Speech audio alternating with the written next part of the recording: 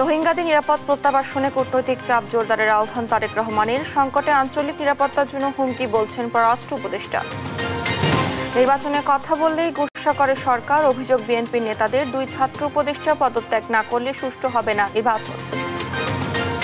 টানা বৃষ্টিতে ফেনীর মুহুরী ও সিলোনিয়া নদীর বাঁধে ভাঙন, গ্রামের পর গ্রাম প্লাবিত, ভেসে গেছে মাছের ঘের, দুর্ভোগে পানিবন্দী মানুষ। সারা দেশে বাড়ছে ডেঙ্গুর প্রকোপ, 24 ঘন্টায় হাসপাতালে ভর্তি 248 জন। সংক্রমণের হার বেশি বরগুনায়, কুমিল্লায় 1 জনের মৃত্যু। কেজিতে 2 থেকে 10 টাকা পর্যন্ত বেড়েছে চালের দাম। মাছ, মুরগি ও সবজির বাজারে উত্তাপ, সিন্ডিকেটকে দুষছেন সাধারণ ক্রেতারা।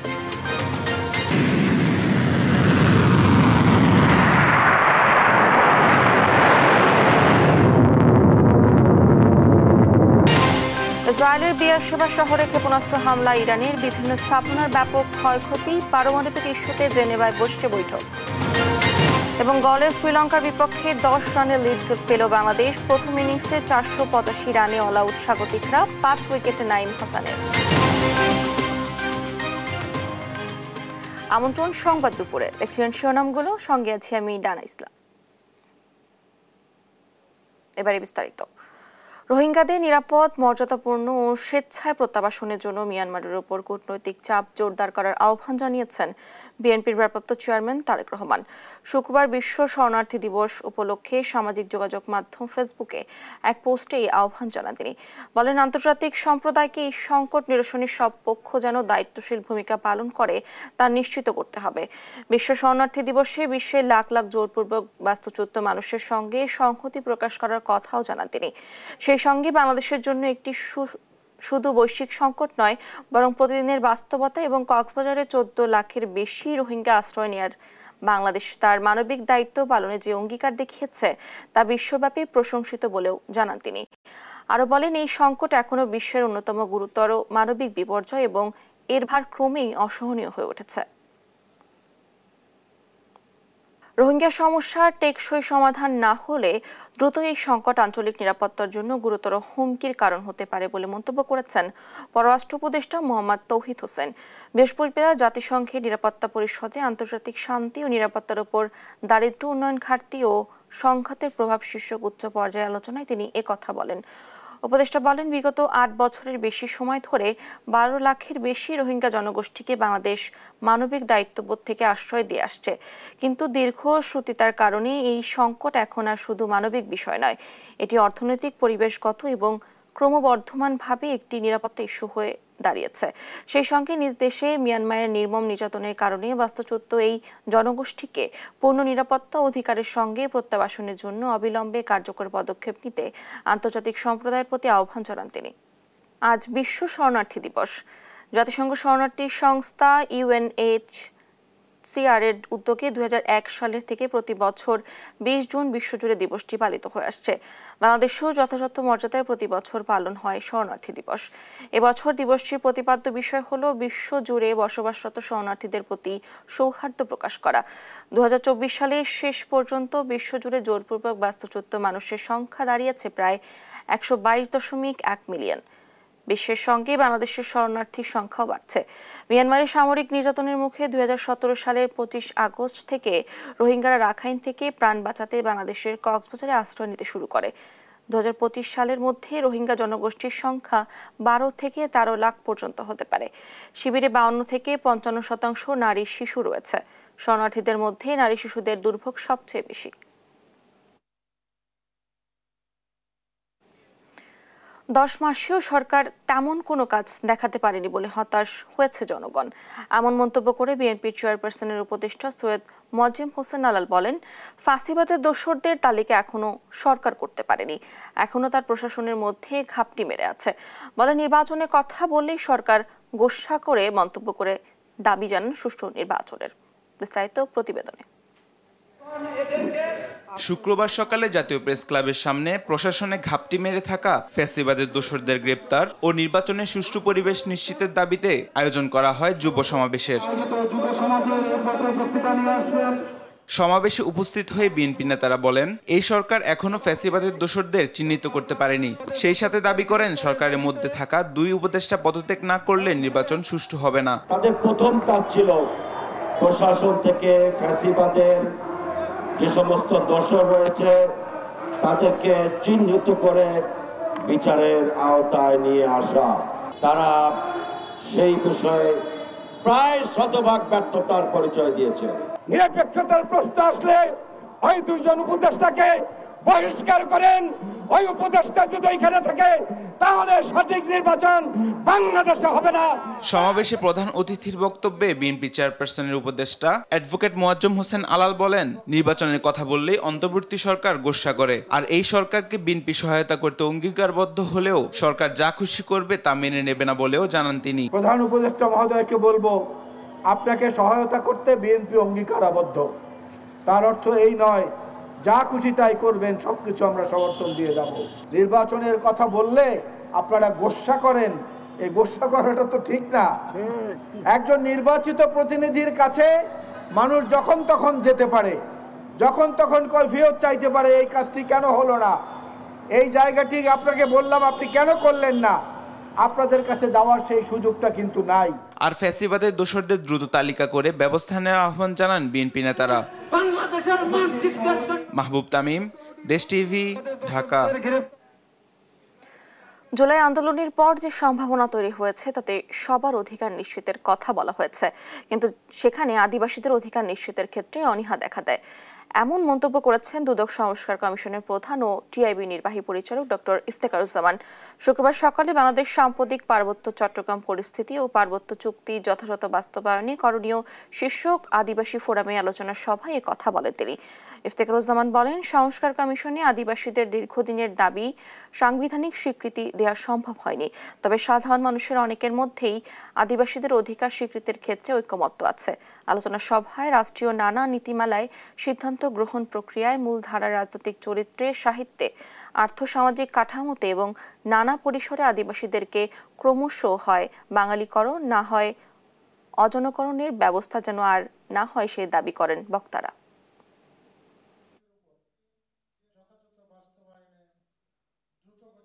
ইরানে ইসরায়েলের হামলা, ফিলিস্তিনি গণহত্যা ও মধ্যপ্রাচ্যে মার্কিন আগ্রাসনের প্রতিবাদে জাতীয় মসজিদ বায়তুল মোকাররমের সামনে বিক্ষোভ সমাবেশ করেছে ইসলামিক ঐক্য ও মুসলিম উম্মার পুনর্জাগরণ পরিষদ। সেখানকার পরিস্থিতি জানাতে সরাসরি যোগ দিচ্ছেন সহকর্মী তাইফুর রহমান তুহিন। কর্মসূচিতে বক্তারা কি বলছেন? ধন্যবাদ আপনাকে। আমরা দেখেছি যে বাদ-জুমা বায়তুল মোকাররমের মূল গেট থেকেই কিন্তু ইরানের এবং গাজায় মুসলমানদের উপর যে ইসরায়েলি যে হামলা, সেই হামলার প্রতিবাদে কিন্তু মুসল্লিরা বিক্ষোভ করেছেন। এখানে বেশ কয়েকটি সংগঠন তারা দাঁড়িয়েছেন এবং সেখান থেকে তারা ইসরায়েলি যে হামলা, সেই হামলার প্রতিবাদ জানিয়েছেন। আপনারা যদি দেখছেন যে এই সংক্ষিপ্ত সমাবেশ করেছেন তারা একটি, তারপরেই কিন্তু আমরা দেখেছি যে তারা একটি বিক্ষোভ মিছিল বের করেছেন এবং সেই মিছিল থেকে তারা ইসরায়েলি হামলার যে নিন্দা জানিয়েছেন এবং সেই সাথে কিন্তু তারা বলার চেষ্টা করেছেন যে আসলে অবিলম্বে এই হামলার যদি বন্ধ না করা হয় তাহলে মুসলিম উম্মাহ কিন্তু সকলে মিলে কিন্তু এটির প্রতিবাদ করবেন এবং তারা বলছেন যে আসলে মুসলিম দলগুলোকেও কিন্তু আসলে এগিয়ে আসার আহ্বান জানিয়েছেন। একটু কথা বলতে চাই যে ইসলামিক আন্দোলনের এক নেতা কথা বলছেন যে ইরানের উপরে হামলা করেছে, আমরা সেটার প্রতিবাদ জানিয়েছি এবং আমরা মনে করি যে ইরান সেই হামলার জবাব দেওয়ার তার অধিকার আছে। ধন্যবাদ আপনাকে। যে মুসলমানদের উপর যে নির্মম হত্যাযজ্ঞ চালাচ্ছে ইসরায়েল, তারা বলছেন যে আসলে ইসরায়েলের মূল পৃষ্ঠপোষক হলো আমেরিকা এবং তারা সেখানে বলছেন যে আসলে অবিলম্বে এই মুসলমানদের উপর যে আগ্রাসন এবং মুসলমানদের যে হত্যাযজ্ঞ চালানো হচ্ছে সেটি কিন্তু তারা নিন্দা জানানোর পাশাপাশি তারা বলছেন যে এটি অবিলম্বে বন্ধ করতে হবে, না হলে পুরো মুসলিম দেশগুলোকে একসাথে মিলে ইহুদি খ্রিস্টানদের বিরুদ্ধে জিহাদ ঘোষণা করার কিন্তু তারা আহ্বান জানিয়েছেন। তো আসলে এই ছিল আসলে ইরান এবং গাজার মুসলমানদের উপর হত্যাযজ্ঞ চালানোর যে ইসরায়েলি যে হত্যাযজ্ঞ চালাচ্ছে তার প্রতিবাদে বাংলাদেশের মুসলমানদের যে প্রতিবাদ সমাবেশ সেখান থেকে সর্বশেষ। ধন্যবাদ আপনাকে। জাতীয় মসজিদ বায়তুল মোকাররমের সামনে বিক্ষোভ সমাবেশ করছে ইসলামিক ঐক্য ও মুসলিম উম্মার পুনর্জাগরণ পরিষদ। সেখান থেকে সর্বশেষ পরিস্থিতি জানাচ্ছিলেন আমাদের সহকর্মী। ফেনীর ফুলগাজীতে মুহুরী ও শিলোনিয়া নদীর দুই স্থানে বাঁধ ভেঙে প্লাবিত হয়েছে লোকালয়। বৃহস্পতিবার রাতে হঠাৎ করে বাঁধে ভাঙনের সৃষ্টি হলে মুহূর্তেই পানিতে তলিয়ে যায় অন্তত 5টি গ্রামের নিচু এলাকা। ভয়াবহ বন্যার রেশ কাটতে না কাটতেই আবারও এই দুর্ভোগের জন্য পানি উন্নয়ন বোর্ডের দায়সারা সংস্কারকেই দায়ী করছেন স্থানীয়রা। তোফায়েল আহমেদ নিলয়ের পাঠানো তথ্য ছবিতে আরও জানাচ্ছেন ফারজানা আফরোজ টুম্পা। বৃহস্পতিবার রাত 10টার দিকে ফুলগাজী উপজেলার উত্তর বড়ইয়া ও গোসাইপুর এলাকায় মুহুরী ও সিলোনিয়া নদীর বাঁধের দুটি পয়েন্টে ভাঙনের সৃষ্টি হয়। মুহূর্তেই পানি প্রবেশ করে উত্তর বড়ইয়া, দক্ষিণ বড়ইয়া, বণিকপাড়া, বসন্তপুর ও জগৎপুর গ্রামের নিম্নাঞ্চল প্লাবিত হয়। একই দিন দুপুর থেকে পার্শ্ববর্তী পরশুরাম উপজেলার মির্জানগর ইউনিয়নের মণিপুর এলাকাতেও সিলোনিয়া নদীর পানি বেড়ে বাঁধ উচ্চে লোকালয়ে প্রবেশ করে। টানা বৃষ্টি ও ভারতীয় উজান থেকে নেমে আসা পানির কারণে বিপর্যস্ত হয়ে পড়ে এলাকাবাসীর জীবনযাত্রা। আবার থাকার ঘর ক্ষতিগ্রস্ত হয়েছে, মুরগি সবগুলাই নিয়ে গেছে পানির স্রোতে। অনুমানিক বর্তমান বাজার মার্কেট রেট তো 5 লাখ টাকার মতো হইব। পানি উন্নয়ন বোর্ডেরা আসে, পানি যখন ভাঙে তখন আসে, নয়ার পরে তো আর আসে না। আসি বলে দেখি এটা কি করা যায় বা কিছু কাজ করা যায় কিনা, ওগুলো তো কোনো খোঁজ খবর না। ফুলগাজীর মানুষ এখনো স্মরণকালের ভয়াবহ বন্যার ক্ষত ভুলতে পারেনি। তার আগেই আবারও বাঁধ ভেঙে ছিন্ন ভিন্ন হলো জনজীবন। নদী রক্ষা বাঁধের কার্যকর মেরামত ও পূর্ব প্রস্তুতির অভাব আবারও প্রমাণ করলো শুধু যেন তেন ব্যবস্থা নয়, এখন সময় পূর্ব প্রস্তুতির। 8-9টার দিকে পানি মারমার করে চলিয়ে ঘরে ঢুকে গেছে। যতন কর্তৃপক্ষ এই এলাকার লোক বারবার বলার পরও সঠিক সিদ্ধান্ত নেয় না এবং টেকসই বাদ বাঁধে না, এই জন্যই বারবার আমরা হুমকির মুখে পড়ি। প্রতি বছর এমন দুর্যোগ যেন নতুন করে তাদের নিঃস্ব না করে, সেজন্য স্থানীয়রা টেকসই ও দীর্ঘমেয়াদী পরিকল্পনার দাবি জানান। নিউজ ডেস্ক, দেশ টিভি। দর্শক, ফেনীর পরিস্থিতি জানাতে সরাসরি যোগ দিচ্ছেন সহকর্মী তোফায়েল আহমেদ নিলয়। নিলয়, এলাকায় এখন কি পরিস্থিতি দেখতে পাচ্ছেন? ধন্যবাদ। আমি এই মুহূর্তে রয়েছি ফুলগাজী সদর উপজেলার উত্তর বড়ইয়া। আমার পিছনে দেখতে পাচ্ছেন যে সড়কটি রয়েছে, এটা উত্তর বড়ইয়া, দক্ষিণ বড়ইয়া, জগৎপুর, এই যে 3টি গ্রামে যাওয়ার যে সড়ক, এটি কিন্তু এই মুহূর্তে পানির নিচে নিমজ্জিত রয়েছে। এখানকার সাধারণ মানুষ যারা রয়েছে তারা আসলে বন্যায় ভেসে যাওয়া যে মাছগুলো রয়েছে সেগুলো শিকারে তারা ব্যস্ত সময় পার করছেন। এছাড়া আমরা দেখেছি যে এখানকার মানুষ যারা রয়েছে তারা বলছে যে প্রতি বছর এ ধরনের বন্যা হয়, তারা নানান ধরনের ক্ষতির সম্মুখীন হয়। গত রাতে উত্তর বড়ইয়া যে ভাঙনটি সৃষ্টি হয়েছিল, এই ভাঙনের ফলে মানুষের ঘর বাড়ি, আসবাবপত্র সহ নানান যেমন কৃষি জমি, মৎস্যর ব্যাপক ক্ষতি হয়েছে বলে তারা বলছেন। তারা বলছে যে প্রতি বছরের এই বন্যায় তারা আসলে কখনোই চান না। তারা চান যে এখানকার যে বন্যা নিয়ন্ত্রণ বেড়িবাঁধ রয়েছে, যেমন মুহুরী, কহুয়া এবং সিলোনিয়া নদী বন্যা নিয়ন্ত্রণ বাঁধগুলো আসলে সবসময় তারা টেকসই বাঁধ নির্মাণের জন্য বলে আসলেও কিন্তু কখনো তারা সেটি কিন্তু কখনো স্থায়ীভাবে কিন্তু করা হয় না। তবে এখানকার পানি উন্নয়ন বোর্ডের সাথে কথা হয়েছে, তারা বলছে যে একনেকে আসলে প্রায় 450 কোটি টাকার একটি প্রকল্প তারা একনেকে পাশের অপেক্ষায় রয়েছে। সেটি যদি অনুমোদন হয় তাহলে সেক্ষেত্রে আসলে এই যে মুহুরী, কহুয়া, সিলোনিয়া বন্যা নিয়ন্ত্রণ বাঁধটি আসলে সংস্কার হবে, তাহলে এই এলাকার মানুষের যে দীর্ঘদিনের যে দুর্ভোগ সেটি কিন্তু অনেকটা লাঘব হবে বলে তারা কিন্তু মনে করছেন। এখানকার পানি উন্নয়ন বোর্ডের বিভিন্ন সময় আসলে এখানকার মানুষরা তাদেরকে অভিযোগ করে এখানকার যে সকল সংস্কার কাজগুলো হয় সেগুলো অতি নিম্নমানের হওয়ার কারণে কিন্তু প্রতি বছর এখানকার মানুষদেরকে কিন্তু আসলে এই বন্যার কারণে বন্যার শিকার হতে হয়। আমরা একজন এলাকাবাসী রয়েছে, তার কাছ থেকে জানতে চাইবো যে এই যে বন্যা হয় আপনাদের কি কি ক্ষতি হয়? আমাদের এই বন্যার সময় প্রতি বছরে মুহুরী নদী ভাঙন পড়ে। প্রতি বছরে আমরা ফুলগাজী, ফেনী আমরা অনেক কষ্টের মধ্যে আছি। আমাদের মাছের ফিশারি, এই যে মনে করেন ধান, জ্বালা, এগুলা বাড়ি ঘর সবে নষ্ট হয়ে যায়। যেমন মনে করেন এই যে বন্যায় অনেক ক্ষতিগ্রস্ত আমরা। প্রত্যেক বছর এইভাবে হলে আমরা কি লসের মুখে। ধন্যবাদ। আসলে আমরা বলছিলাম যে এখানকার যে স্থানীয় রাজ রয়েছে তারা বলতেছে যে প্রতি বছর বন্যা হয়, তারা প্রতি বছর ক্ষতিগ্রস্ত হয়। এই ক্ষতিগ্রস্ত যেন না হয় সেজন্য তারা জোর দাবি জানাচ্ছে টেকসই বাঁধ নির্মাণের জন্য। তো এই ছিল আমার কাছে মুহুরী নদীর বন্যা নিয়ন্ত্রণ বাঁধ ভাঙার পরে বন্যার সর্বশেষ তথ্য। ধন্যবাদ আপনাকে। ফেনীর বন্যা পরিস্থিতির খবর জানাচ্ছিলেন আমাদের সহকর্মী। দেখছেন সংবাদ দুপুর।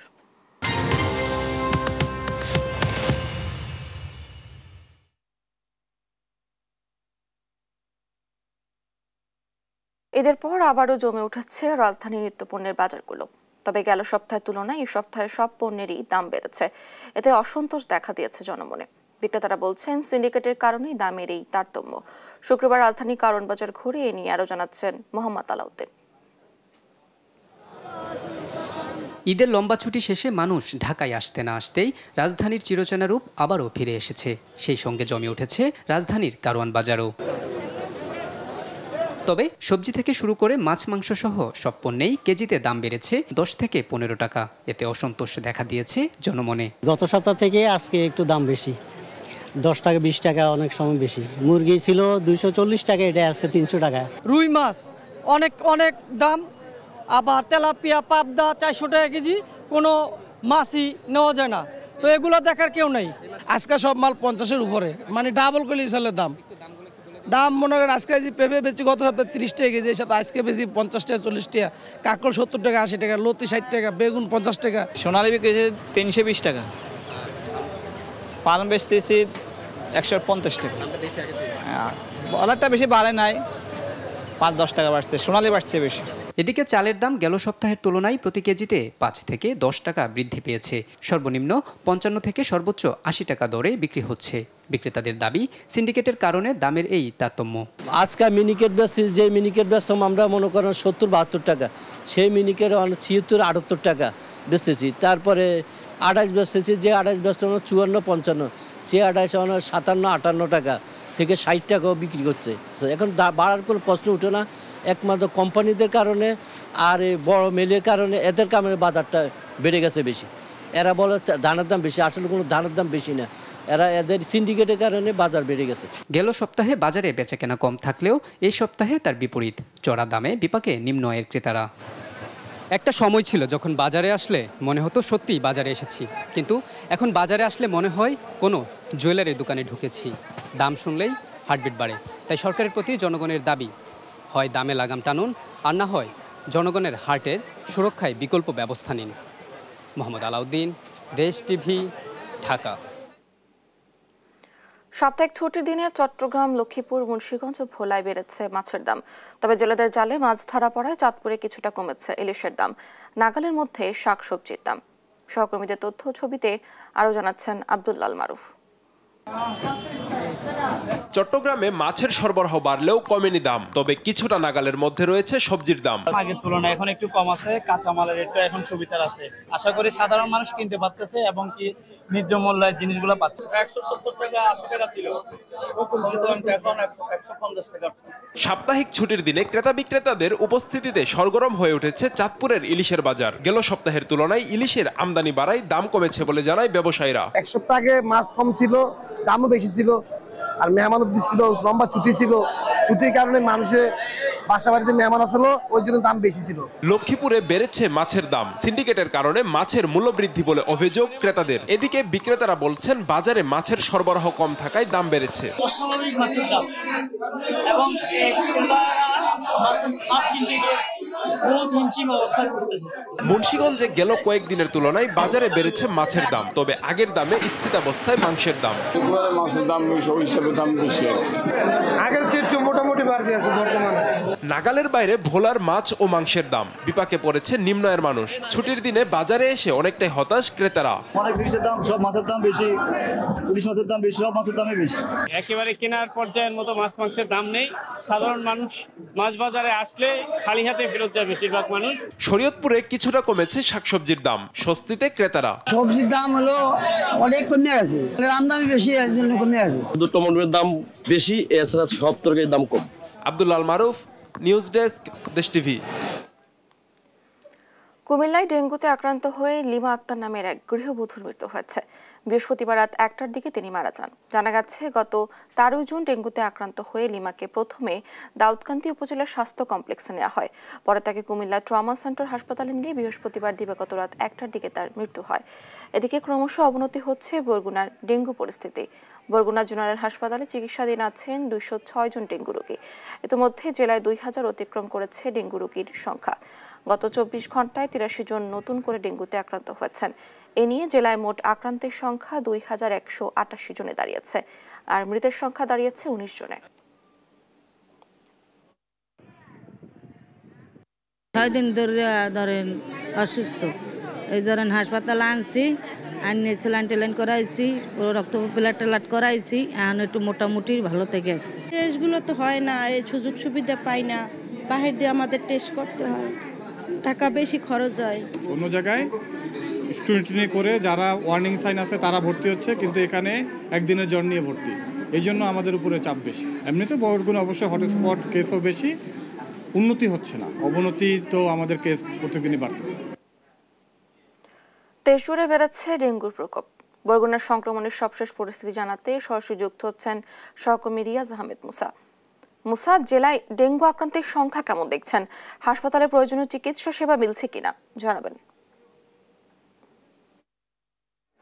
অসংখ্য ধন্যবাদ। আমি শুরুতে আপনাকে একটি তথ্য জানিয়ে রাখি, বরগুনার বিভিন্ন এলাকায় রান্নার কাজে ব্যবহার করার জন্য বৃষ্টির পানি সংরক্ষণ করা হয়। সেই বৃষ্টির পানিতেই কিন্তু এডিস মশার লার্ভা এবং সেই এডিস মশা থেকেই ডেঙ্গুর বিস্তার লাভ করেছে। এই ডেঙ্গুর যে মহামারীর কারণ অনুসন্ধান করতে এসে আইডিসিআর এর যে কর্মকর্তা এবং যারা বিজ্ঞানী যারা রয়েছেন তারা এসে এমন তথ্যই কিন্তু আমাদেরকে জানিয়েছেন, যে কারণে কিন্তু ডেঙ্গুর বিস্তার প্রতিদিনই ভয়াবহ রূপ নিচ্ছে। এবং আমি যদি আপনাকে একটু তথ্য জানিয়ে রাখি, এবছর বরগুনায় ডেঙ্গুতে 2188 জন আক্রান্ত হয়েছে এবং 24 ঘন্টায় বরগুনায় অসংখ্য রোগী কিন্তু ডেঙ্গুতে আক্রান্ত হয়ে হসপিটালে ভর্তি হচ্ছে এবং 24 ঘন্টায় 83 জন রোগী বরগুনায় ডেঙ্গুতে আক্রান্ত হয়েছে।